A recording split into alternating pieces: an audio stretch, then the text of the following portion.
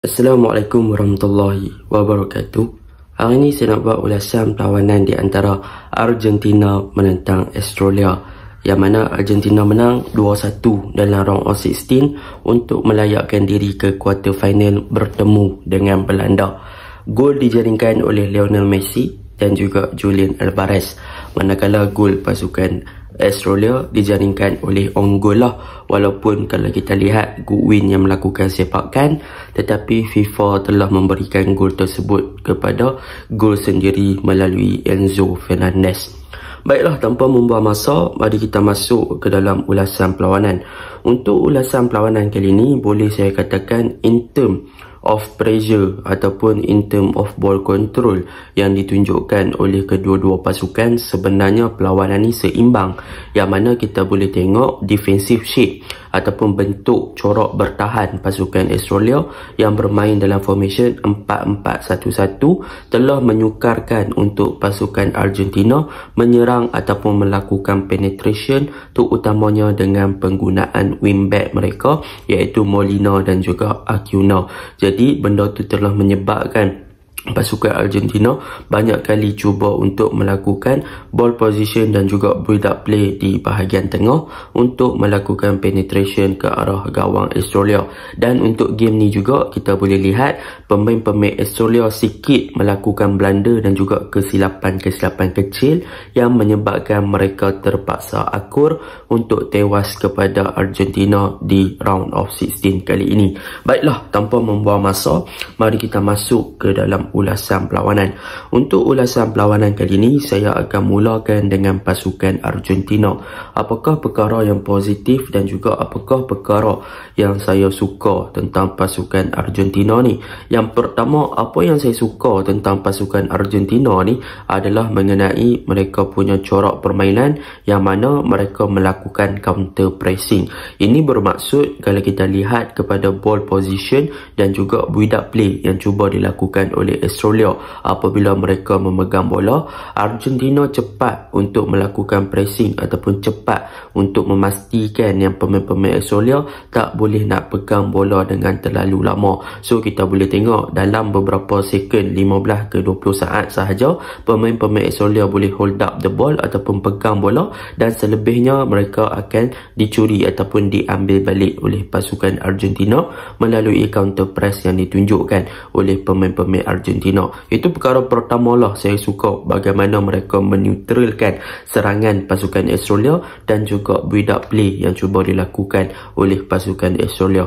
Perkara yang kedua, pada perlawanan ni secara individual play, apa yang boleh saya katakan, Lionel Messi bermain dengan sangat baik, yang mana untuk game ni memang Messi menjadi tumpuan lah. Cumanya ketika first half, Messi sedikit tenggelam ataupun boleh dikatakan beliau hanya mempunyai sedikit touches on the ball sahaja disebabkan bahagian tengah pasukan Argentina yang tak boleh nak buat game sangat. Tetapi di second half kita boleh nampak yang Argentina bertindak lebih agresif dengan kawalan-kawalan di bahagian tengah. Jadi apabila bahagian tengah pasukan Argentina lebih agresif dengan adanya Enzo dan De Paul, maka di sinilah kita boleh nampak yang Messi lebih bertindak dengan free roll dan lebih bebas dalam kawalan bola untuk bertindak secara solo dan juga create game kepada pemain-pemain lain di hadapan. Dan apabila Messi memegang bola pada perlawanan ini, untuk bahagian hadapan pasukan Argentina terutamanya Julian Alvarez dan juga McAllister, tetapi lebih fokus kepada Alvarez lah. Apabila Messi memegang bola untuk game ni, Alvarez bertindak dengan sangat cemerlang untuk mencari ruang-ruang dan juga bergerak dalam ruang-ruang yang kosong untuk memastikan yang Messi boleh open game kepada beliau. Dan di second half tu kita boleh nampak lah beberapa ciptaan gerakan yang dilakukan oleh Argentina melalui Messi ke bahagian hadapan hampir untuk menjaringkan gol apabila combination play antara Messi dan juga Alvarez menjadi. Itu yang kedua, Messi menjadi dan Alvarez pun menjadi pada perlawanan semalam. Dan yang ketiga, apa yang boleh saya simpulkan kepada corak permainan pasukan Argentina, sebenarnya mereka masih lagi bermain seperti mana mereka bermain ketika menentang Arab Saudi, dan corak permainan mereka boleh dikatakan overall ini adalah game yang keempat mereka masih lagi menunjukkan corak permainan yang sama. Cumanya untuk game menentang Australia ni ada satu improvement part di bahagian midfield, iaitu Enzo Fernandez dan juga Di Paul, yang mana boleh saya katakan Enzo Fernandez boleh diberikan sebagai key player untuk pasukan Argentina di bahagian tengah, yang mana beliau sentiasa membentuk single pivot di bahagian tengah dan sentiasa berada di antara dua centre back pasukan Argentina, iaitu Romero dan juga Otamendi ketika first half sewaktu Argentina memegang bola dan dalam shape untuk menyerang. Dan Enzo ni dia lebih kepada untuk contribute dan juga menstabilkan bahagian tengah pasukan Argentina in term of defending dan juga in term of attacking. Dan apabila Enzo bertindak dengan sangat cemerlang untuk cover up bahagian defend pasukan Argentina dan juga cover up bahagian tengah, maka di sinilah kita boleh lihat pada perlawanan ni peranan Di Paul, yang mana untuk dalam 3 game yang lepas di group stage boleh saya katakan Di Paul punya contribution adalah sangat-sangat low untuk attacking style pasukan Argentina. Tetapi in this game menentang Argentina boleh saya katakan Di Paul bertindak dengan sangat cemerlang in term of attacking. Beliau memang banyak membantu bahagian serangan dengan involve banyak build up play dan juga attacking style ataupun serangan ke arah gawang pasukan Australia. Dan yang paling penting dia menunjukkan work rate yang tinggi, yang mana beliau sentiasa melakukan pressure ataupun tekanan ke atas pemain Australia, dan hasilnya beliau berjaya untuk mendapatkan bola ataupun berjaya melakukan tekanan ke arah goalkeeper pasukan Australia, sehingga goalkeeper pasukan Australia terlibat dalam pergerakan yang dia tak boleh nak move, terperangkap lah dekat situ, dan Alvarez berjaya mendapatkan bola. So untuk game ni Di Paul in term of attacking memang dia sangat menyelah dan sangat bagus, manakala untuk in term of defending pun beliau sangat bagus, yang mana beliau banyak drop deep sampai kat kawasan tengah untuk involve build up play dengan Enzo, dan bila mana dia drop deep sampai ke bawah, maka di sinilah Messi diberikan peranan untuk bergerak lebih bebas ke bahagian hadapan. Itu yang saya minat lah tentang pasukan Argentina. Dan yang seterusnya untuk Argentina pada perlawanan ni boleh saya katakan defending shape mereka, iaitu back three mereka Romero, Martinez di second half, yang mana masuk second half mereka melakukan pertukaran, yang mana pertukaran mereka lakukan adalah membawa masuk Lisandro Martinez untuk membentuk back five dan lebih memfokuskan kepada corak bertahan. Dan hasilnya memanglah kita boleh nampak defending shape pasukan Argentina memang sangat bagus di second half dengan kemasukan Martinez, dan kemasukan Lisandro ni juga dia telah membolehkan